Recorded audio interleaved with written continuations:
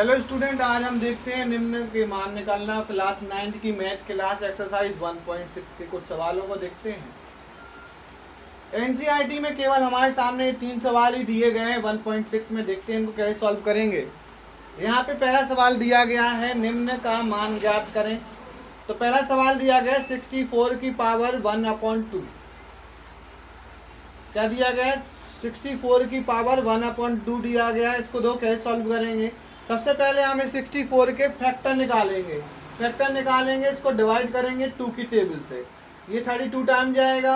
फिर 2 का भाग लगाएंगे 16 बार, 2 का भाग लगाएंगे 8 बार, 2 का भाग देंगे 4 बार, 2 का भाग देंगे 2 बार, 2 का भाग देंगे 1 बार। यहाँ पर जितने बार 2 आए उनको हम यहाँ पे लिख देंगे। मल्टीप्लाई में कितने बार आए हुए हैं? तो ये आए हुए 6 बार आए हुए हैं। ठीक है, इनको हमने यहाँ पर लिख दिया। 1 2 3 4 5 6 लिख दिया। इसको अभी हमने यहाँ से हटा दिया। अब करना क्या है, यहाँ पर क्या बना हुआ है? 2 बना हुआ है। अपॉन में देखना है इसकी पावर में, अपॉन में कितना बना हुआ है? 2 बना हुआ है। मतलब यहाँ पे हमें 2 के जोड़े बनाने हैं। 2 के एक बन गया जोड़ा, दूसरा जोड़ा बन गया, तीसरा जोड़ा बन गया। इसको हम यहाँ पे लिख लेंगे। 2 का एक जोड़ा बना तो 1 2 आ गया, दूसरे 2 का एक जोड़ा बना, तीसरे 2 का एक जोड़ा बना। तो यहाँ पे कितने 2 आ गए? 3 2 आ गए। इनका मल्टीप्लाई कर देंगे, कितना आ जाएगा? 8 आ जाएगा। मतलब ये कितने का वर्ग हो गया? 8 का वर्ग हो गया। अब हमें क्या करना है, यहाँ पर हम 64 की जगह पर हम क्या लिख सकते हैं? 8 का स्क्वायर लिख सकते हैं। 8 का वर्ग लिख देंगे हम यहाँ पे। 8 का वर्ग का मतलब क्या होगा कि 64 ही होगा। और इसके ऊपर 1/2 की पावर पहले से लगी हुई थी। अब हमें क्या करेंगे, पावर के ऊपर पावर है, इसका मतलब क्या होता है? मल्टीप्लाई। जब घात के ऊपर घात होती है तो उसका मतलब क्या होता है? उसका मतलब होता है गुणा करना। तो हम यहाँ पर 2 के ऊपर 1/2 है तो मतलब घात के ऊपर घात गुणा कर देंगे। 2 से 2 कट जाएगा, क्या बचेगा? यहाँ पर 8 बचेगा। और यही इसका क्या हो जाएगा? आंसर हो जाएगा।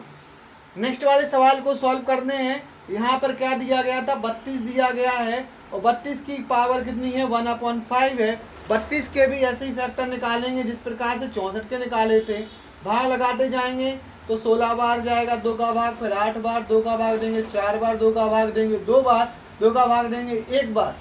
तो यहाँ पे 2 कितने बार आ गए? यहाँ पे 2 आ गए। कितनी बार? 5 बार आ गए हैं। तो यहाँ पे हम 2 को यहाँ पे 5 बार लिख देंगे। अब हमें करना क्या है, जहाँ पे जो हमने सबसे पहले तो अपॉन में देखना है। अपॉन में कितना लिखा हुआ है? 5 लिखा हुआ है। अपॉन में 5 लिखा है तो इसका मतलब क्या हो जाएगा? इसका मतलब ये हो जाएगा कि हमें 5 के जोड़े बनाने हैं। तो यहाँ पर तो 5 का केवल एक ही जोड़ा बना हुआ है। तो 2 का 5 का केवल एक ही जोड़ा बना हुआ है। इसलिए अब यहाँ पे हम लिख देंगे 2 की घात 5। 2 की घात कितनी लिख देंगे हम? 5 लिख देंगे। यहाँ पे 2 की घात 5 लिख देंगे। ऊपर 1/5 पहले से ही है। अब इसको हम क्या कर देंगे? गुणा कर देंगे। तो 2 की घात क्या हो जाएगा? यहाँ पर 5 गुणा में 1/5। 5 से 5 कट गया, आंसर कितना आ जाएगा? 2 आ जाएगा। ठीक है, इसके आगे हम और सॉल्व करते हैं। 125 लिखा हुआ था, 125 को सॉल्व करेंगे हम। 125 के भी गुणनखंड निकालेंगे। कितनी बार जाएगा? 5 का भाग देंगे 25 बार, 5 का आधे भाग देंगे 5 बार, 5 का भाग देंगे 1 बार। यहाँ पे 5 कितनी बार आ गए? 5 आ गए। यहाँ पे 3 बार, मतलब 5 की घात कितनी हो गई? 3 हो गई। और यहाँ पे 1/3 पहले से लिखा हुआ था तो 5 की घात 3, घात के ऊपर घात है तो गुणा हो जाएगा। गुणा कर देंगे, 3 से 3 कट गया तो आंसर कितना आ जाएगा? 5 आ जाएगा। ये सवाल भी सॉल्व हो गया। मतलब ये तीनों सवाल सॉल्व हो चुके। अब आते हैं हम दूसरे सवाल के पास। दूसरे सवाल में यहाँ पे कितना दिया गया था? यहाँ पे दिया गया है 9 की घात 3/2। 9 की घात 3/2 दिया गया है। 9 का हम क्या निकालेंगे? यहाँ पे फैक्टर निकालेंगे। तो हम यहाँ पे 3 का भाग लगाएंगे। 3 3 का 9, 3 एकम 3। यहाँ पे 3 कितने आए हैं? 2 आए हैं। कितने आए हैं? 3 2 आए हैं। तो यहाँ पे 3 की घात 2 हो गई। और यहाँ पे पहले से ही 3/2 की पावर थी। अब इसको हम कैसे सॉल्व करेंगे? घात के ऊपर घात है तो क्या हो जाएगा? गुणा हो जाएगा। 2 से 2 कट गया, क्या बचेगा? 3 की घात 3 बचेगा, क्योंकि ऊपर 3 लिखा हुआ है। 2 तो कट गया। 3 की घात 3 है, मतलब 3 का गुणा 3 बार कर देंगे। और 3 3 का 9, 9 तिया 27। तो आंसर कितना आ जाएगा इसका? 27 आ जाएगा। तो ये वाला सवाल भी हमारा सॉल्व होता है। इसके बाद आते हैं हम नेक्स्ट सवाल पे। 32 की घात 2/5। यहाँ पे 32 के फैक्टर निकालेंगे हम। भाग लगाते चले जाएंगे। जैसे कि अभी कुछ देर पहले ही हमने 32 के फैक्टर निकाले थे तो कितने आए थे इसके? 5 आए थे। तो यहाँ पे 2 की घात 2 गुणा 2 गुणा 2 गुणा कर देंगे हम। कितनी बार कर देंगे, 5 बार, मतलब कि यहाँ पे कितना आ जाएगा, 2 की घात 5 आ जाएगा 32 की जगह पर। और ऊपर 2/5 पहले से लिखा हुआ है, इनका क्या हो जाएगा, घात के ऊपर घात होती है तो उसका मतलब क्या होता है, गुणा में होता है। तो यहाँ पे 5 की पावर में होने पर गुणा कर देंगे, 5 से 5 कट जाएगा, 2 की घात 2 आ जाएगी, मतलब 2 गुणा 2 बराबर 4, आंसर हो गया। इसके बाद हम नेक्स्ट वाले सवाल को हल करेंगे। यहाँ पे 16 दिया गया है, 16 की घात 3/4 दिया गया है। यहाँ पे 16 के फैक्टर निकालेंगे, 8 4 2 1, मतलब यहाँ पे जो 16 है वो 2 कितनी बार आया, 4 बार आया, 2 की घात 4 हो गई। और यहाँ पे 3/4 घात के ऊपर घात है तो क्या हो जाएगा, गुणा हो जाएगा, 4 से 4 कट जाएगा, 2 की घात 3, मतलब 2 गुणा 2 गुणा 2 बराबर में कितना हो जाएगा, 8 हो जाएगा। तो ये वाला सवाल भी हमारा सॉल्व होता है। इसके बाद आते हैं चौथा सवाल। चौथा सवाल यहाँ पे आपको करना है, सवाल का आंसर आपको देना है। तीसरे वाले सवाल को देखते हैं। तीसरा वाला जो सवाल है उसमें क्या दिया गया है, 2 की घात 2/3 गुणा में पॉइंट लगा हुआ है, पॉइंट का मतलब होता है मल्टीप्लाई, 2 की घात 1/5। और आपको पता होगा जब भी आधार समान होते हैं और जब उनका गुणा किया जाता है तो घातें क्या हो जाती हैं, जुड़ जाती हैं। गुणा करने पर घातें क्या होती हैं, जुड़ती हैं। जैसे यहाँ पर a की पावर m है गुणा a की पावर n है, अर्थात आधार समान है, तो क्या हो जाएगा कि घातें जुड़ जाएंगी, m प्लस n हो जाएगा। ऐसे हम यहाँ पर भी करेंगे, 2 यहीं पे रहेगा, घातें जुड़ जाएंगी, 2/3 प्लस में 1/5। भिन्नों के जोड़ आपको आते होंगे। पहले हम क्या करेंगे, इनका एलसीएम ले लेंगे, एलसीएम आएगा 15, 3 का भाग 15 में देंगे, 5 बार जाएगा, 5 का गुणा ऊपर वाली संख्या में कर देंगे तो 2 गुणा 5 कर देंगे, 5 का भाग 15 में देंगे, 3 बार जाएगा, 3 का गुणा ऊपर वाली संख्या में करेंगे तो 1 गुणा 3 हो जाएगा।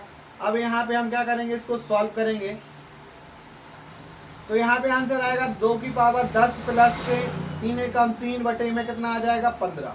इनको जोड़ देंगे तो कितना आ जाएगा, 13/15, मतलब 2 की घात 13/15 आ जाएगा, वही हमारा क्या होगा, आंसर होगा। ठीक है, ये वाला सवाल भी हमारा सॉल्व होता है। इसके बाद आते हैं हम नेक्स्ट वाले सवाल पे।